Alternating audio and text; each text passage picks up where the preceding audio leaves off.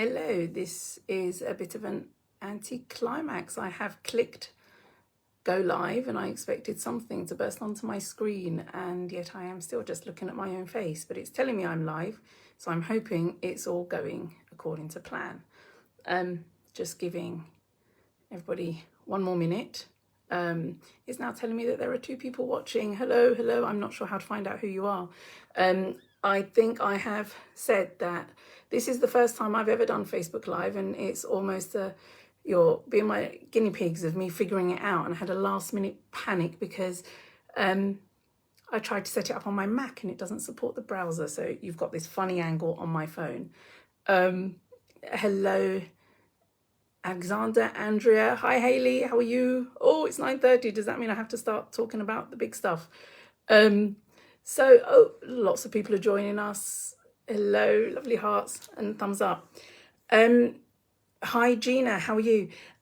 So just to tell you a little bit about myself, as this is the first time, I know some of you are quite familiar with me and my ramblings on Raising a Wild Child. My name isn't Wild Child, it's Susan Issa. And I started Raising a Wild Child because I've been doing this for a couple of years now, where I work with families and organisations to help them know about our wild children and what they need in order to understand each other and make the world just feel a little bit more comfortable for everybody, the wild child and those around them.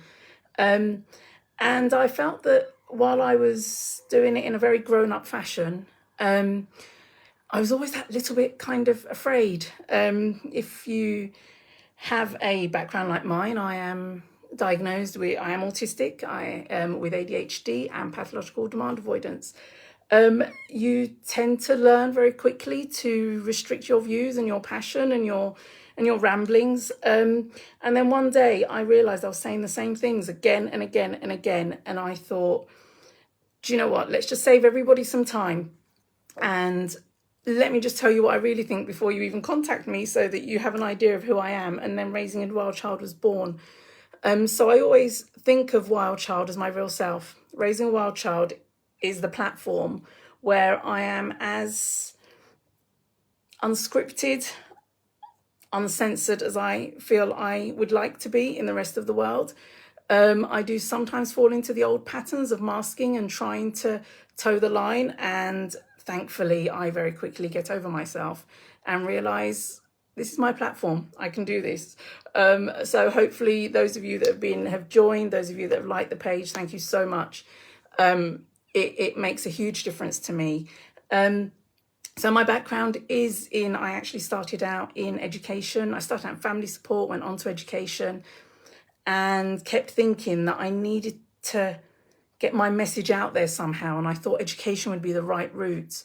And looking around, I thought, how do neurotypicals get to tell people what they really believe? And I know I need to just be bigger and better within education. So I quickly went through from teacher to head teacher to specialist head teacher in schools. I was the Senko. I was heading up some ARPs and helping local authorities turn around the ARPs for what they considered the most challenging children. But I constantly felt like I was on the wrong side of the argument. I wasn't able to help in the way I wanted to. A lot of what I believe works goes against so much of the traditional methods and advice out there. And so one day I just thought, I can't do this anymore. I can't watch families and children suffer and still try and perpetuate the same message that most people, by the time they've come to Raising a Wild Child, or by the time they've contacted me, they've been through that journey of shoulds and have all these voices in their head of all the things they should be doing. You should set more boundaries. You should not let them get away with things. And knowing that it was only ever making things worse. I wish it was not effective. That would have been the best outcome. But it was only making things worse, both for the child and the family, who felt less and less empowered, less and less understood. And so, yeah, the way I work, it can constantly feel like pushing against the stream.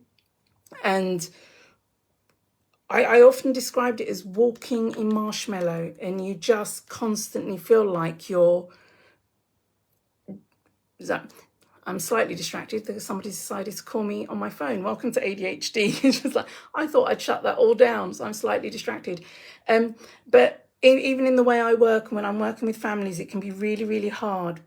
It's the most wonderful job, don't get me wrong, but it can be incredibly difficult because so often we're going against so much of the advice is out there, advice from people with degrees and doctors and psychiatrists and the ones in charge of the meds and the ones in charge of the treatment and the ones that can open up so much more support for you.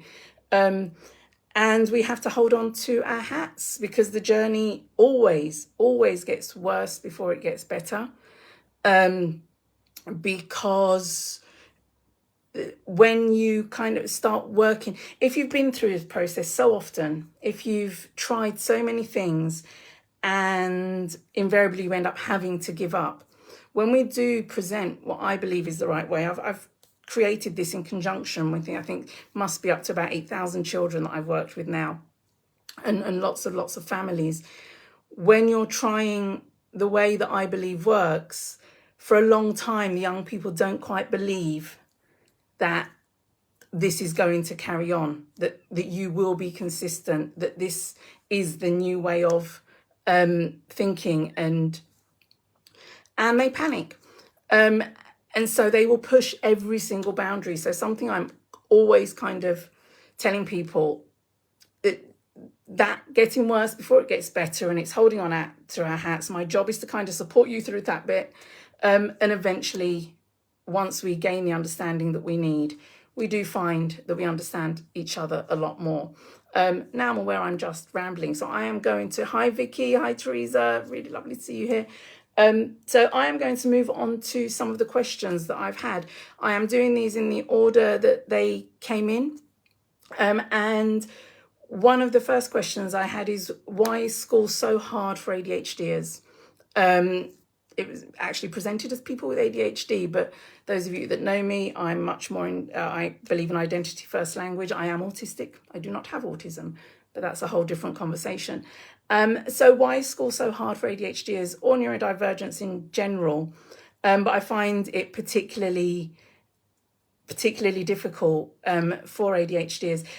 We talk about school as if it's one entity. We talk about it as though we like school or we don't like school. When fundamentally school is many, many, many things. It's many smells, it's many sights, it's many sounds, it's many teachers, it's different rules. There is no consistent rule. And when you're autistic as well, when you're told things are a certain way, and so you think that rule is in stone. If you spent your life being hypervigilant to try and figure out what the rules are so that you don't get told off or don't get in trouble, but these rules seem to be flexible, and it's all quite arbitrary.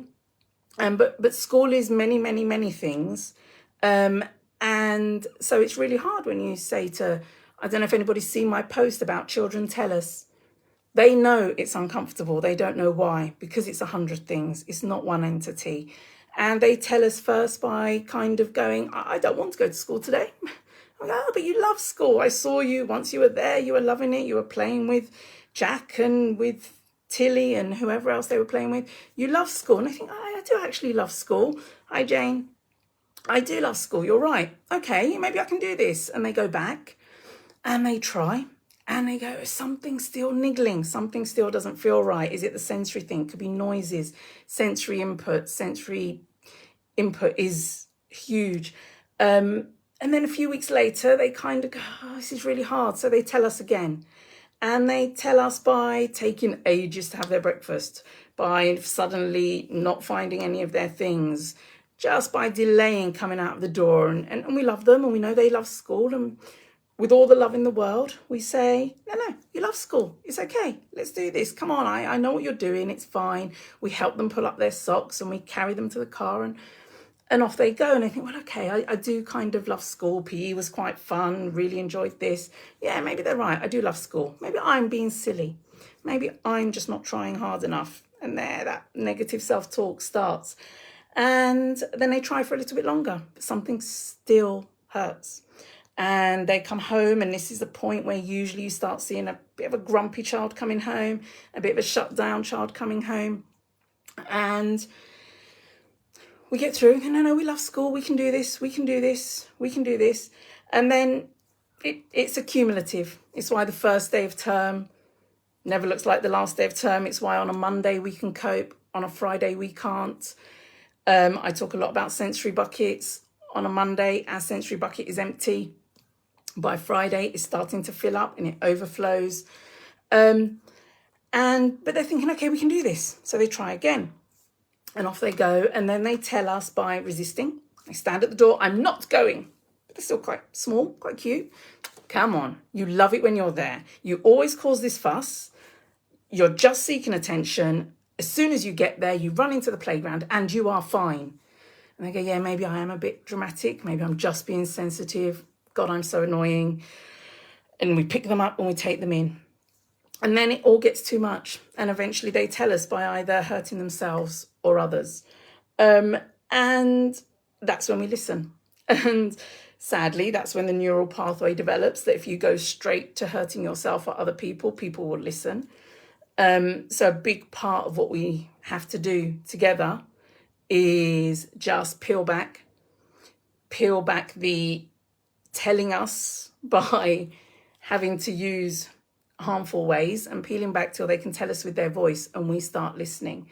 But it takes a very long time for them to trust that we will listen to their voice. But going back to the original question, why is it so hard for ADHDers? Yes, we've talked about the sensory input, we've talked about the rules, we've talked about timetable changes, we've talked about the fact that it's accumulative. But there's something that's very little talked about, and it's been toying in my mind for so long, that it's probably one of the biggest problems of not realizing that learning and our education system are probably not the same thing. And people get confused with ADHD, going, oh, when he wants to do something, he'll be there for hours.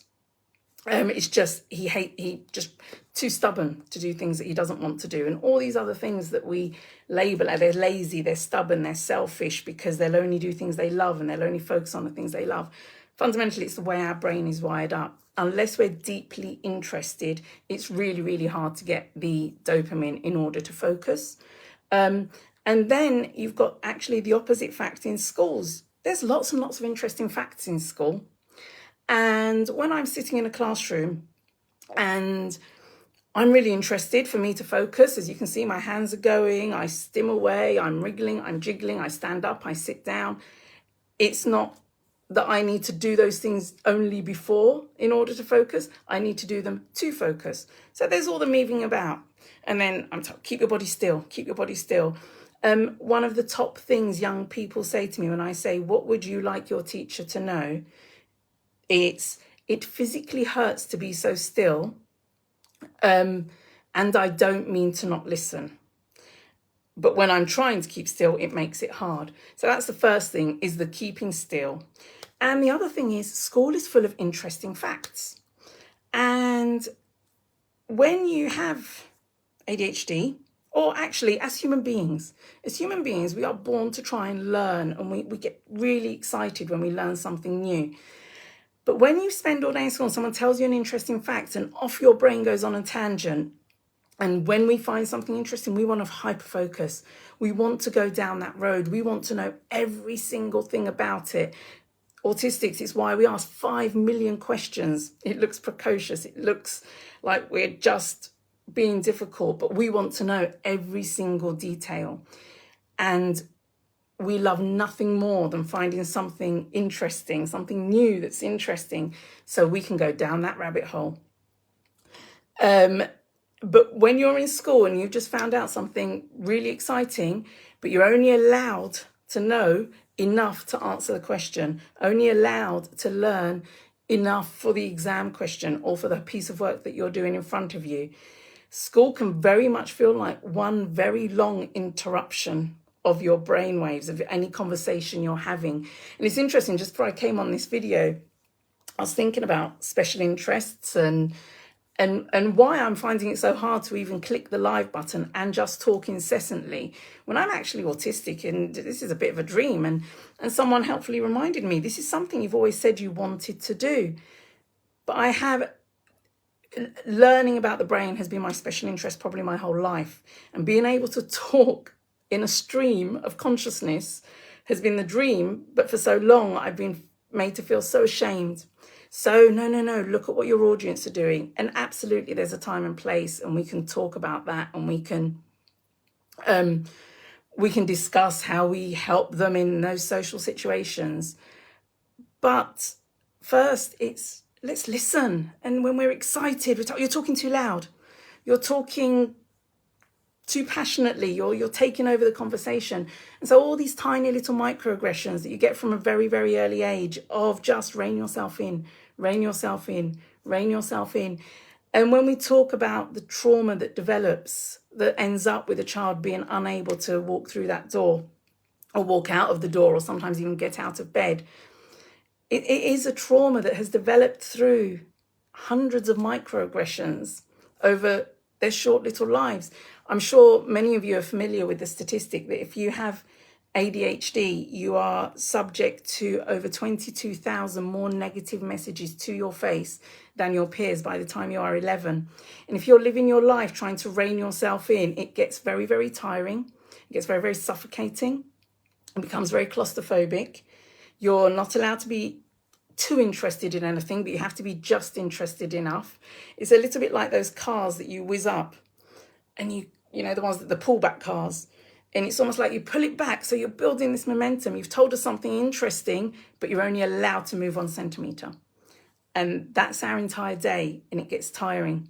And we find ourselves in lots and lots of trouble because and talking the little microaggressions, those interruptions, when we've wanted to ask more, we get fidgety, we get agitated, we've been interrupted, we want to move around. And then we got told, you're just playing up because you haven't got your own way and you just wanted to say what you wanted to say. And all these negative messages we get all day long, you can imagine how exhausting that gets. So we're sitting still. We're not allowed to actually be too interested in anything. We have to be as interested as the teacher wants us to be in that moment. And anything other than that, we find ourselves at the brunt of lots and lots of negative comments, attention seeking, and all sorts of things that we get accused of. So that's two of the things. The sensory stuff we've talked about, dear God, canteens. And it was bad enough when I was at school, when I was teaching. I mean, canteens are hell. They're absolute hell. They're hell at the best of times. But if you have sensory process. So for me, fundamentally, especially being autistic, boils down to two things. A difference in the way in which we communicate and receive communication, and a difference in the way that we process things through our senses. For me, it feels perfectly normal to say, I'm really sorry, I'm trying to taste my food, but you're talking too loud. It's too loud for me to taste what I'm eating. Because our senses, we process things in a different way. So you can imagine that kind of scenario in a canteen. Okay, let's think, what are the things that ADHDers have to rein in all the time to not be called all sorts of names? Our impulsivity, so turn taking, dear God, waiting, oh my God, anticipation is remarkably painful. And then not quite knowing what we're going to get in the food. Is it going to taste exactly the same? All sorts of little sensory things that are going on all day. Accumulation of those, suddenly it becomes a lot clearer why we find going to school quite hard. It's really exhausting.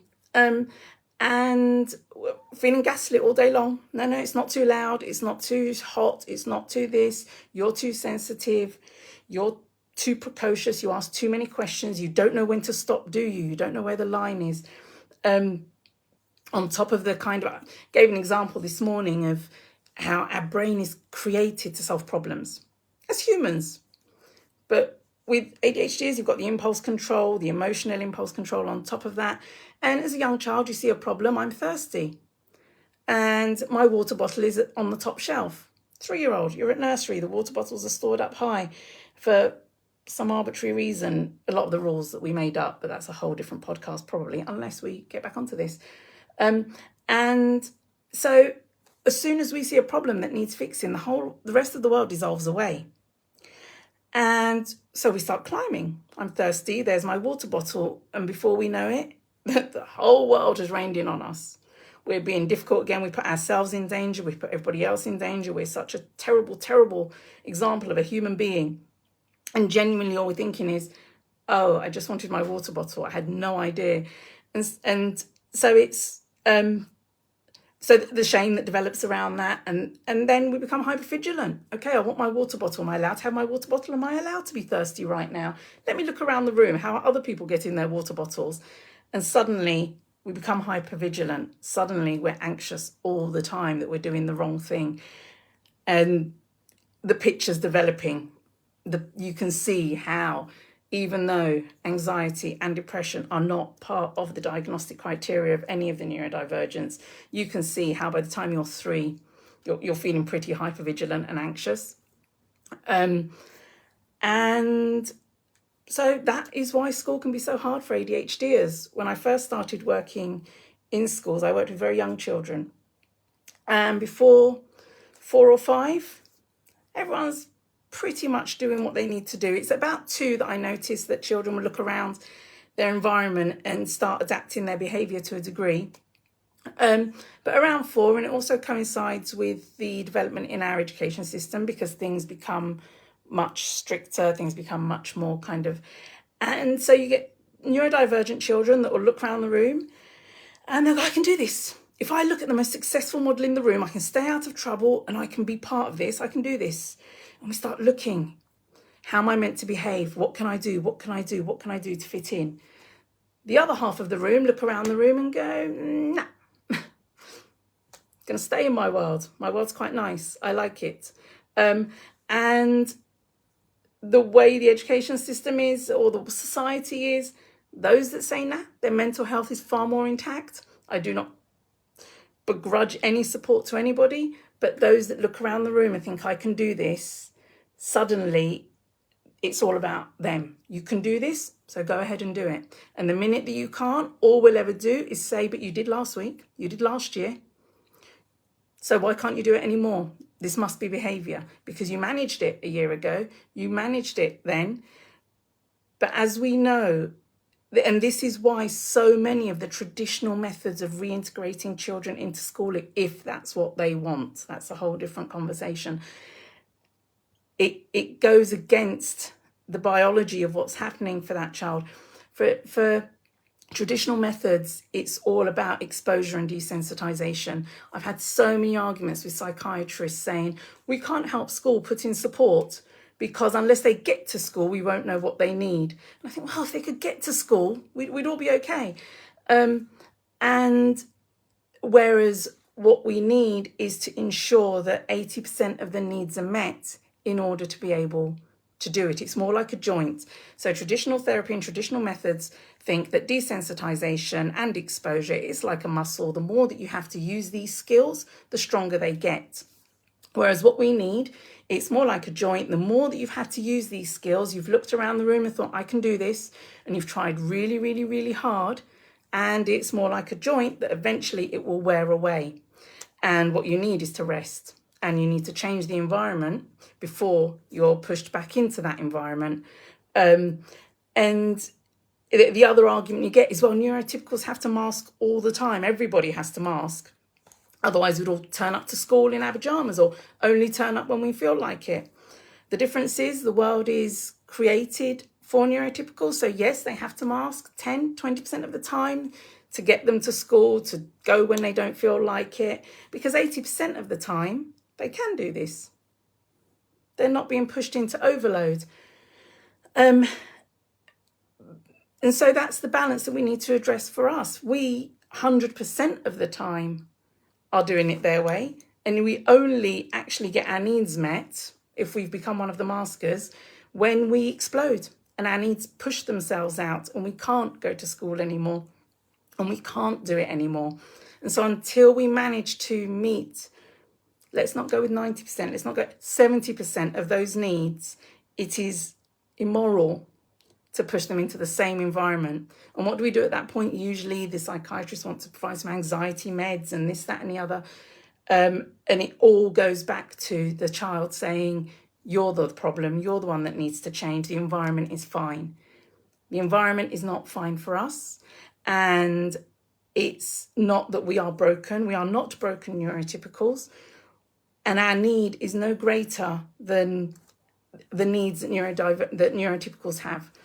And I often give the example of when you're 3 in a classroom and 80, you look across and all your classmates, they can sit there. Their needs are being met. They can sit for long periods of time. They can do things unquestioningly. It all looks like skills, but what they need clear instruction. They need to be told what to do most of the time. They need all of that. But because that's a majority need, they're already catering for each other. So they're all fine. And you look at it must be me. Because when you're growing up as a minority, you don't feel like a minority. You feel like a single person. It's just you. Nobody else could possibly understand this because the majority are either neurotypical or pretending to be. They're just managing to pretend to do it longer than you or in different scenarios. And so that's why we find it so hard to go to school. I don't know if you know about me. I stopped being able to attend school when I was around 11 years old. I walked out with so much exhaustion one day. I had no idea what was happening. I sat on the pavement and stared at the road for a good 3 hours until my dad found me. And then went home, got taken home. The minute I walked through the door, all hell broke loose. I completely broke down. And from that day on, all I could say, my mum was trying to say, well, what's happening? What happened today? Did someone hurt you? Do all the things, me go, I don't know. And all I remember saying is, I feel claustrophobic. I feel like I'm being strangled. That's all I knew. And that was probably the last time I was ever able to attend a full week in school. But here I am. That's the first question, and I've just taken an awful long time on it. I hope that's answered it. It's probably raised more questions than it answered, and it probably answered a lot that you didn't ask. And the next question, my child won't let me into their interest. My child won't let me support them and engage with them. How do I engage with my PDA child? I think the question referred to. And it's a really tricky one because you really love your children and you want to support them and you want to get to know them, and they won't let you into their world. And fundamentally, when we have a special interest, what we are born to do as whole human beings is to find out about things that we're interested in and learn as much as we can about them as possible. But we want to do it on our terms.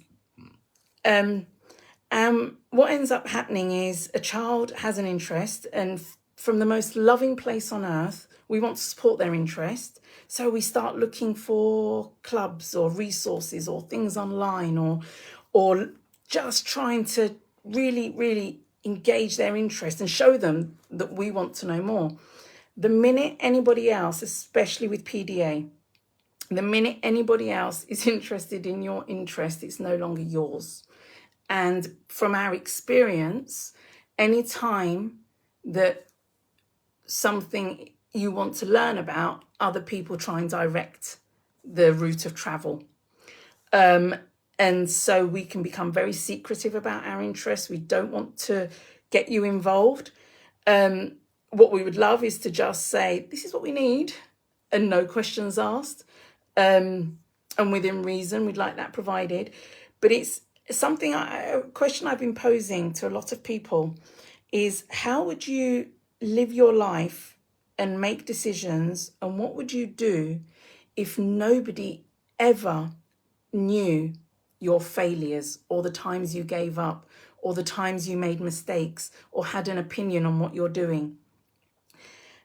When you're hypervigilant and trying to do the right thing so that you don't let people down, you're so hypervigilant of your impact on other people's emotions that you want to just plow on your own. And the biggest barrier isn't that parents go, I don't want them to fail at this. I don't mind if they fail all their exams, or they don't want to do it anymore, or they don't manage to find out everything. I don't mind. I just don't want them to be disappointed. the minute you are invested in the outcome of what we are doing or learning, we are responsible for your feelings. And anytime we've ever been responsible for other people's feelings, we've let them down. We've upset them. And we're not allowed to feel disappointed. We're not allowed to feel frustrated because it upsets others. And they want to help, and it's because we love them and we want to help them. And then when we want to help someone and we can't, as adults, as other people, we end up getting frustrated with them. And they're thinking, I didn't ask for the help in the first place. I would have been fine had you let me just be really annoyed. If you think, I gave this example, I was speaking to somebody yesterday. If they were driving along, and if you're on your own in a car and you're driving, I can't drive, no sense of direction and no focus. That's a whole different conversation again. But if you're driving in a car and you almost have an accident and it's just you kind of go, oh, okay, I really need to pay attention now. That wasn't right. Within a couple of minutes, you move on, you carry on, you're driving. But if you're in your car and you almost have an accident and you almost crash, you're now in amygdala mode. You're a little bit anxious. The person next to you went, oh, be careful. Their anxiety speaking. But you hear that be careful because you're not thinking reasonably. Anxiety is on, reason switches off. And you hear that as a criticism. You're already a bit annoyed with yourself. So someone confirming that you should be annoyed with yourself. Their anxiety response was to say, you be careful. Suddenly, you just think I wasn't being careful. Do you think I did that deliberately? And suddenly you're in this big argument. You never want to drive with them in the driving seat ever again because they criticize you, because they made you feel ashamed. Shame is such at the core of this. And it's exactly the same when it's our interest and suddenly we go, oh, it wasn't as interesting as we thought, but I've bought you all these things. I didn't ask you to, but I've learned all about it. I didn't ask you to. Here I go, disappointing you again. I should just never have a special interest again. I should just never tell you, even if I am interested. In fact, I'm going to stop even asking myself if I'm interested because I'm just going to become the most muted version of myself so I can't offend people. And it's the same as if we make a mistake. Well, if you went to practice, you wouldn't have made that mistake. And you're thinking, yes, I know that. Please stop telling me what I already know. And now I feel a bit crap because you're about to remind me of how you've paid for it and how it's the next time. And we're held to account for any time we've tried something and not managed it, any time that we've let people down and suddenly we just don't want to try anything at all, or we do not want to let you into our world. If you watch young people, there's something called heuristic play. If you watch 2-3-year-olds, that constant repetition, that pouring and filling and pouring. And to the adult mind, it looks like they're doing exactly the same thing.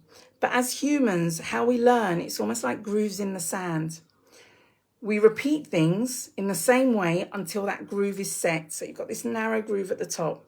And then we switch it up slightly and we learn something new. Then that groove becomes deeper. And until it's consolidated. So it's being able to try things again and again and again and again to really know what that you want to do. But when we get held to account, well, you've done it 15 times, that's it, enough, we stop wanting to try. Or we want to try in private. We want to be allowed to try and make mistakes and learn and drop the thing. And we'll sit there and we've made a mistake. We'll go, oh God, how did that happen? Let me figure it out. But invariably, either someone kindly comes in and helps us and does it for us. Boom, there's that interruption to the brain again. And suddenly it's not ours. You'll notice if your child is tidying the room and you think, oh, I'll go in and help them. The minute you start doing it, they stop. It stopped being theirs. So that can be difficult. So when you want to know about your child's world, it's letting them lead. It's observing. It's when I've worked in a room with 30 autistic children and for 2 hours, nobody's saying a word, but some of the best learning on earth happening. And it's me, usually, it's the active observation of watching a child who's struggling to join two things together Don't need to make suggestions. I just need to find the tools and put them around them. They can choose to use those tools, and they can choose to use them in the way that I think they should use them, or they can look at that tool and go, actually, that make a good bridge. In my head, it was a screwdriver. And they try and they practice, or they can ignore the tools. That is how we support without worrying. It's observing, trying to provide the tools around them, but giving the freedom to use them in any way they see fit. We are all born to learn. Nobody needs to teach a newborn baby to cry to get their needs met. Nobody needs to teach a newborn baby to say mama. Around 6 months old and a child says mama, everyone jumps around and gets kisses and cuddles and everything else. And a typically developing child would be saying, oh, I did that for you, not for me, but I don't care. I quite like the reaction. I don't care that you think I did it for you. And there we go, starting to externalize the motivation. There we go, rewarding it. And then the child losing touch with the fact that they would have done it anyway. Oh, I did it for the reward. Many neurodivergent children will go, I didn't do that for you. I did it to me. You've now confused my motivation. I'm not speaking for the next 6 months, 1 year, 2 years, 5 years. I was a selective mute. Still am in extreme circumstances. When you confuse our motivation, it paralyzes us. And it's the same as a special interest. I'm doing this because I'm interested. It's why we are really hard to teach. I know it. I knew it anyway. It's because we're going, I'm getting there. My brain's doing something. Leave my brain alone. It will get there. So observing and supporting, very different to worrying that they're going to be disappointed. They're going to this. And knowing that just the support is what's helping you engage with your child. Remember, we communicate differently, we connect differently, we bond differently. We don't need conversation to bond. We need to feel understood. We need to feel safe. We need to feel like we're allowed to go our own way. And a huge difference between neurotypicals and neurodivergents, in my experience, is every single human is compassionate, is kind, is just, is fair, wants to do the right thing, wants to have a social group, wants to connect, wants to fit in. However, neurotypicals' need to fit in is slightly greater than their need to do the right thing and follow their impulses and instincts. Neurodivergents' need to follow their impulses and learn and grow is slightly greater than the need to fit in. And it's that imbalance that causes so many of the problems. And it's why we get accused of not being empathetic when you know your children, you know yourselves. We very much are, I call logical empaths. We're empathetic depending on the victim and the perpetrator, on right and wrong, not on relationship or context. But I'll delve into that a little bit more on my page as we go. The next question I had about supporting somebody wanting to set up a support group for neurodivergence. And this is not how they phrased it. They phrased it very eloquently, very beautifully, and very wonderfully. But what I've written down is, how do I do a neurodivergent support group without them killing each other? Is fundamentally kind of my my sense of humour, but how I've understood the question. And so it's and I've done this in the past, and it's knowing that a lot of time has to be spent in the beginning. And this goes across whatever we're doing with anybody. It's about building relationship, building safety.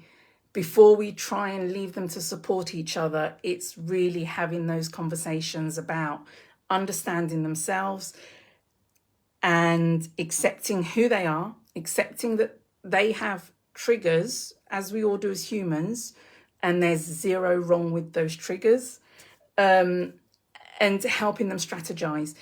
It's really hard to have the conversation at the end when somebody's already shrouded in shame and anxiety.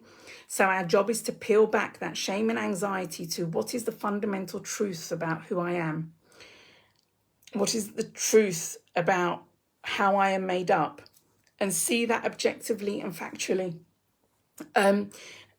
So I have PDA. I know that so many a relationship was broken down because if someone very kindly bought me a cup of tea in bed, an act of love by most people's standards, and I've internalized that that's an act of love, so part of me doesn't want that act of love to finish.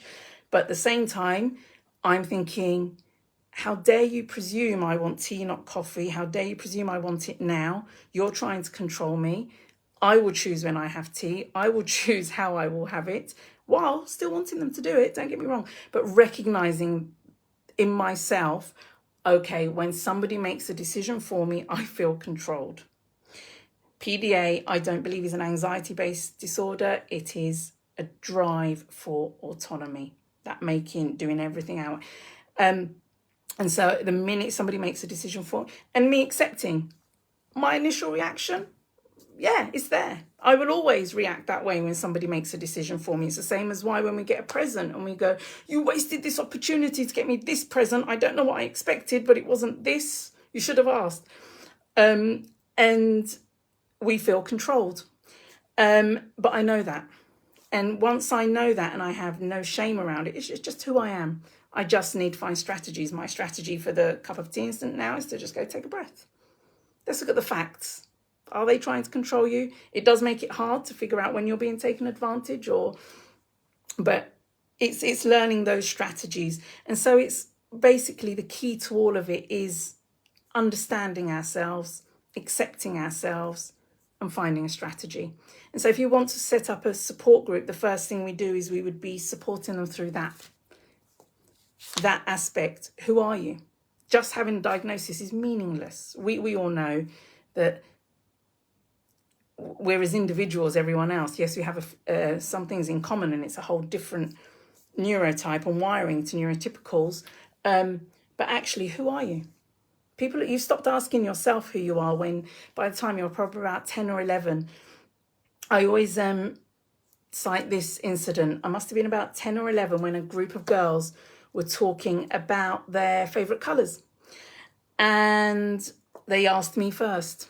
And I said, you know the Dulux 1987 paint chart, the third shade of purple? And they all looked at me like I'd grown an extra head. And I remember by that point, I'm really hypervigilant. I'm aware they think I'm slightly odd. And so next time that conversation came up, I didn't ask. I refused to go first. And what's your favourite colour? So I'm looking around the room. And I go, well, you said blue. You said 3 people have said blue. Now, if I say blue, that looks like copying. That's off the table. 2 people have said yellow. Yellow's on the table. Yellow's on the table. Red. Only one person has said they might be the odd one. Yellow. I'm going with yellow. And from that day on, you stop asking yourself, what's my favourite colour? You start asking yourself, what does this situation need in order for me to not be looked at like I'm very, very odd? And so we don't know who we are. And when you don't know who you are, it's really hard to make connections, authentic connections. And so if you're setting up a support group, the first thing is to get people asking themselves time and time again, who am I? What do I like? What do I want? They won't have an answer for a very long time because that part of the brain was shut down a long time ago. It's the same as our creativity. We've shut it down a long time ago. And so it's reiterating that until they know themselves, understand themselves, and finding things finding strategies, or just when you understand yourself, half the fear goes away. I alluded to my no sense of direction earlier. I can't drive because I zone out. I forget where I am. And it happens even when I'm walking. So I could have done a route 500 times. On the 501st time, I'll just forget where I am. I can't get home. I have no idea where I am. And 5 years ago, that would have me in a ball, just sobbing, thinking. So you get this layer of kind of shame, this layer of guilt oh God, I'm going to be late again. What is wrong with me? I should have just focused more. I should have done this. I'm just, how can I be so thick? All sorts of things. The layer of anxiety. Actually, is there something wrong with my brain that I can't remember these things? And then the shame kicks in. And suddenly I'm not telling people, I'm trying to struggle through on my own. This will be very familiar for your children that end up in burnout. And now I go, I'm lost. Okay, thank God for Uber. Sorry, brother, who is a black cab driver. Black cab drivers are wonderful and black cabs are the best way to get around.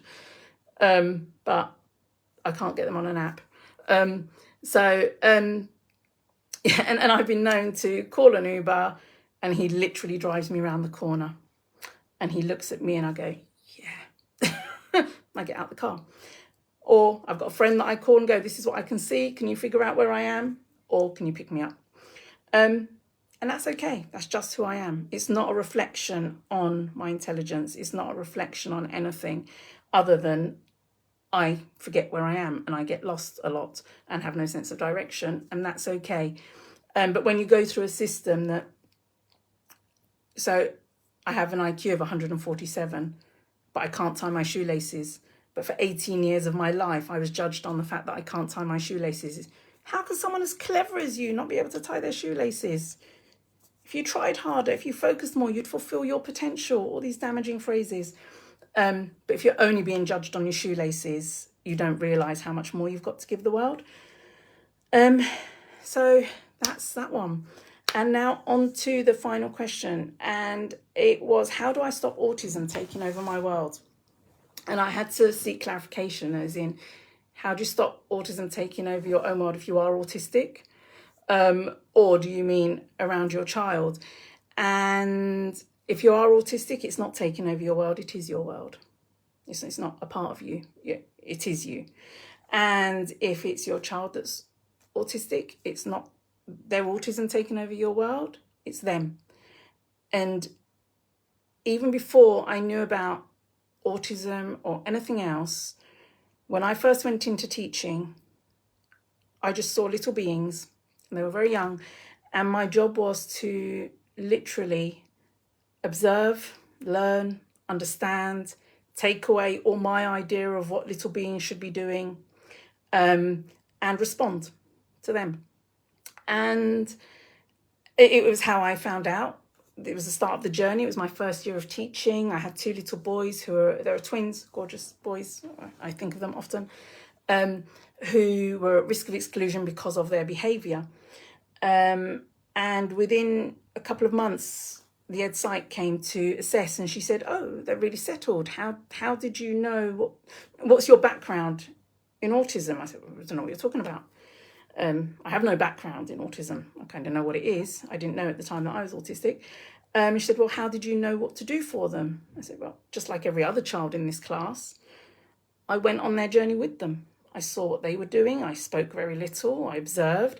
They had this habit of one of them would open a door, one of them would close a door. And it looked like they were doing the same thing. But when you looked closely, one was really interested in hinges. The other one was really interested in loud bangs. And catering to those needs, suddenly life felt a little bit better. They had some sensory needs. One needed the loud noises, constantly sensory seeking. So we did some proprioceptive input, and not even knowing it was called proprioceptive input at the time. And the other one, we created loads of hinges somewhere else for them, and they settled down. And that was when she said to me, it's not intuitive. You might need to think about why you knew what they needed so much. And that was my start of my journey to understanding my own diagnosis.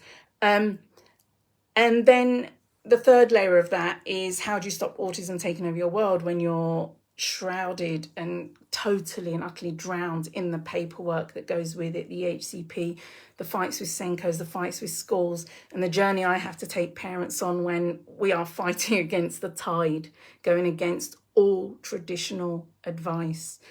So it becomes an extra fight. And the best bit of advice I can give is, if you can remember that you've absorbed a lot of shoulds, the shoulds about what you should be doing, how you should be raising your child, how you should sit around the table and eat, how you should get your child to school, how you should. And remember, we made it all up. All the shoulds in the world, we made up. This isn't the blueprint of successful parenting. There isn't one. There is no successful parenting. There's what works for you and what works for your child, and that's it. And all the shoulds about your child, they should do well in their U2 SATs. They should know this number of letters and numbers. They should, especially a lot of our children are very academically capable, so they should live up to their potential. They should be in school, should. They should get used to other people and realize that they've got the rest of their life to get the education they want. And all we really want for our children is independence, roof overhead, food on the table. For those that can get that, some might need support forever. So what we want is the right support to promote as much independence and roof overhead and food on the table. And realizing that has nothing to do with attending school every day for 6 hours a day. So many of these young people that don't burn out until A-levels. And the realization is that the 6 hours of day actually makes their, even if we're going to measure it by the measures of the academic progress, it makes their academic progress worse, not better, because 6 hours a day, they're not learning. They're surviving in a sensory assault and not learning the way they learn best, which is to go and research on their own and just have someone on hand to ask questions to or to clarify thoughts with. So they've got 6 hours a day that's exhausting them. It works against their circadian rhythm because the way we need to sleep and wake up is different, not broken, not a dysfunction. It is different, like so much of our neurotype. But then they're so exhausted that they can't study in the evening. So these 4 subjects that they've chosen for A-levels, for example, they're desperate to get into, they never are able to because they're too exhausted. And so relaxing around the idea that education looks a certain way, that learning looks a certain way. If you're an ADHDer back 200 years ago or neurodivergent and you wanted to be a doctor, you would find, because you're brilliant at finding solutions, you would find the best doctor in your region that you could possibly access, and you would follow them around and you would chat them, because we are brilliant at learning. We love to learn. And we would learn everything they knew, and then we would do it a little bit better. If you want to be a doctor under our current system, you have to jump through a million irrelevant hoops that have nothing to do with medicine, that destroy your self-esteem and destroy your kind of knowledge of yourself, because your body hurts, you can't concentrate, you can't focus. So by the time you leave school, you have no sense of self. Your self-esteem is very poor, and you definitely haven't got the grades because you've been asked to do it in a way that hurts. You're never going to become that doctor. And so it's relaxing. Honestly, this is probably my 3rd career. And I always joke that in 3 years I could be doing interior design, because that is another special interest that one day I'd like to explore. Right now, this is my world and it's my entire world. And so relaxing about this idea that you've been told there's one way to success. An exercise I often do with parents and children is getting kind of a wheel of multiple intelligences. And I will say, point to the intelligence that you would need to be the best inventor on earth. Point to the intelligence you need to be the best cleaner on earth. That one. Point to the intelligence you need to be the best artist on earth. That one. Point to the intelligence you need to pass an exam at school. A very narrow slice of a very narrow piece of pie. That one. But for 18 years, we're only measured against that very narrow slice. And all our other intelligences are ignored.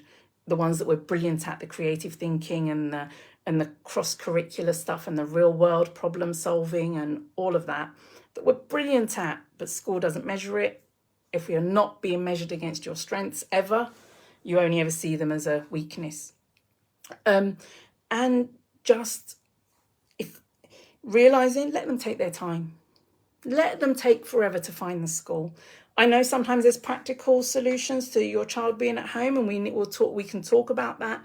We can think about what other support is out there to help you carry on working, carry on studying, carry on doing what you want to do while relaxing about the way they want to do things. Know your child, understand your child, and do not waver from what you know they need, while relaxing, not thinking, oh, they've missed a year of school, they've missed a year of socializing, they've missed a year of this, that, and the other. They're not missing anything. I have studied time and time and time again, probably 3 degrees up. It's not going anywhere, especially not in this day and age. They want to learn something a lot. So my first round of young people I took on sat their GCSEs after not going to school for 3 years. They decided they wanted to, one of them in particular wanted to go to a certain art school, needed specific GCSEs for it, came to me saying, look, oh my God, have I lost the opportunity because I need these GCSEs? Yeah, no, let's find the exam board, let's find the study mate. They sat the GCSEs they needed. They got between 7 and 9 in all the GCSEs they needed to do their next step because they are motivated by something that interested them, did beautifully, they're off to college this year. So it's not that we're giving up on education, we're just doing it in a way that they can access and is meaningful to them. So how do you stop autism taking over your world? Is knowing that it's going to be okay. I promise you, the less you do, the more okay it will be. The biggest gift you can give your child is to try not to worry. You can support, that looks very different to worry. The minute we say, do you know, darling, I'm not worried anymore. I'm not worried if you don't want to eat. I'm not worried if you don't want to get out of bed. I have one job, that's to love you and keep you alive. I cannot make you do a single thing. And I have very distressed parents contact me when their children stop eating because there's nothing else left to control. It's a very different approach. And I just say, all you need is a plan, that if it looks dangerous, you reassure them you have a plan. You reassure them that you won't crumble. You reassure them that you won't judge them or have an opinion or tell them that they ruined your life or anything. You reassure them that you will have a plan and you will get through it. And that is the biggest gift. Make a plan for yourself that can stop you worrying. What happens if they never ever go back to school? What happens if they don't have an education? Just have a plan in your head to help you. And the minute you lift that, watch them thrive. It can take weeks, months. When I burnt out, for 6 months, I couldn't do a thing. And we panic. It can take weeks, it can take months, but fundamentally, it will be all right. You are saving your child's mental health. Nothing else will guarantee their success. Literally nothing. And I've managed to talk incessantly for an hour. It's remarkably cathartic. I don't think I've allowed myself permission to not worry about the audience for a good 25 years. So if you've managed to sit through that whole hour of me going at double speed, me going off on tangents, I am exceptionally grateful. According to Facebook, this should stay on my feed so it can be accessed later. And thank you very much for watching.